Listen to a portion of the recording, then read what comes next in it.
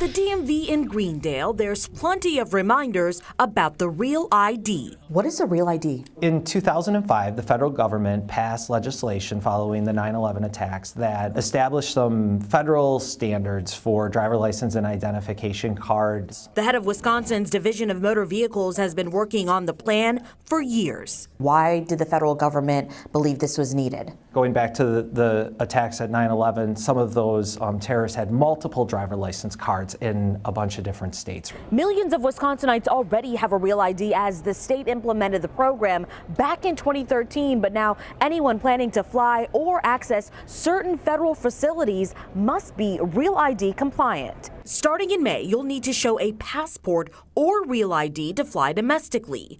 We caught up with Stephanie and Andrew Pekarski at Milwaukee's Mitchell Airport. Do you have your Real ID yet? No, not yet. Are you going to get it? Eventually, yeah, we'll have to have it. It's harder for me. I was born in Iowa, so they don't have my birth certificate, so I have to go into the DMV and get all of that recorded and registered. Here's what you'll need to get that Real ID. Customers will provide proof of their name and date of birth and proof of legal presence. That would be a birth certificate issued by the state or county you were born.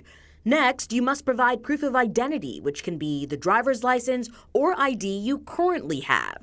Then, 2 forms of proof of address. That can be a utility bill or phone bill. Lastly, women in particular need to listen up. For anyone who's gotten married or divorced, it can get a little tricky. If you've had a name change, so if you were married and your name changed, the law requires a proof of name change, and that can be a marriage certificate, it could be a court-ordered divorce document. This might be a little bit more difficult if a woman has been married or divorced. That is correct. So in that situation, someone would need to bring in proof of each of those name changes that occurred. Each document must be the original or a certified copy from the state it was issued in. Real ID will be required in federal facilities like a military base or courthouse.